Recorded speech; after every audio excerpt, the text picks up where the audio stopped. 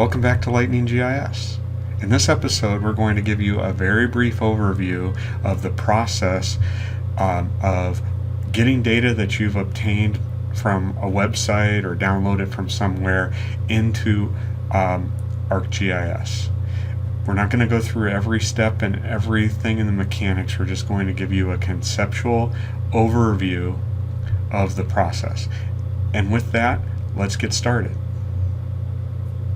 Here. Let's talk about importing data. You go out and you obtain this data, you download some data off the internet. Often when you import it, it's going to come in some sort of archive file. An archive file compresses files and can put multiple files into one file. The most common one, which you're probably familiar with, is a zip file, although there are other compression formats out there like TARs, TARs is another one that's commonly used in GIS, and there are others too.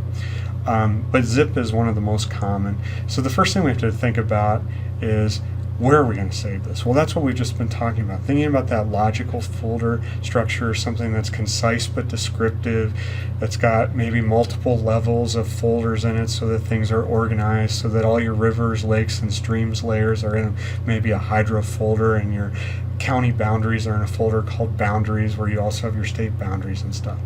All right? So it's important to get this right from the beginning, because you only get one chance. Once you plug this data into your data file structure and then start to use it in MXD projects, as we talked about earlier, if you go and move that data later, it breaks all those map links to that data for all the projects you've worked on in the past. So you're going to open those up and you're going to get those red exclamation points. So you want to make sure that you're putting this stuff in the right place. All right, once you decide what the right place is, you're going to move that zip file there. Here you can see we've got DNR wild areas.zip. So this I downloaded off the internet. It's compressed. So I'm going to right click on that zip file. There's a program on my computer called 7-Zip. This is the one I use. I think it's installed on the computers in the GIS labs, but there are multiple different utilities you can use to unzip files. 7-Zip, and then that opens up another sub menu and extract here, and that will just extract all the full files that are inside that zip folder into this.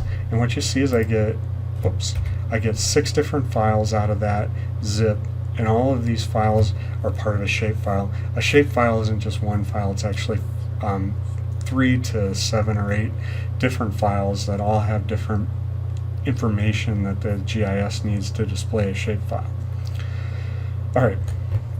Now, if you want to rename that after you've unzipped it, you're going to use our catalog. And I'm going to go ahead and switch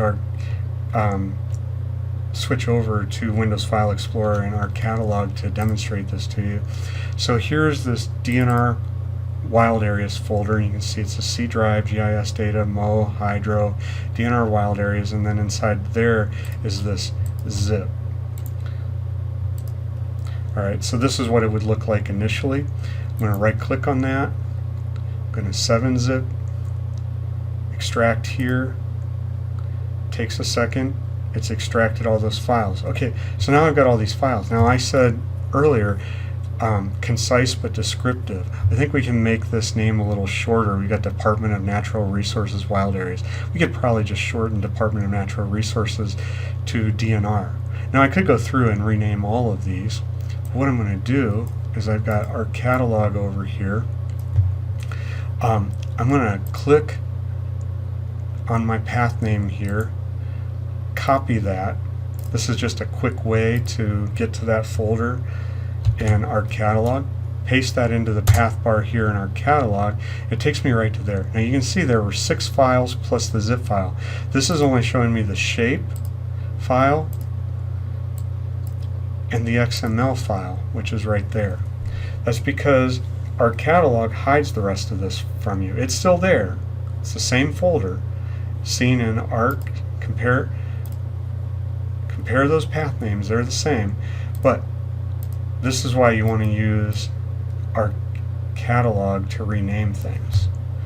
Just type DNR to shorten Department of Natural Resources, hit enter, and look, it renamed all those files for me See, I renamed one here and it renamed them all up here. All right, so that's the beauty of using our catalog. And then from here, with our catalog, I could drag this right in. I don't have ArcGIS open, but if I did, I could drag that layer right into the table of contents. All right, I hope that was a useful overview of the workflow for getting zip files into ArcGIS. If you want to learn more about organizing your GIS data, check out our other videos in this series on ArcGIS data files and project file types, and also our tips, tricks, and rules for naming your GIS data files. Thank you for coming along with us today.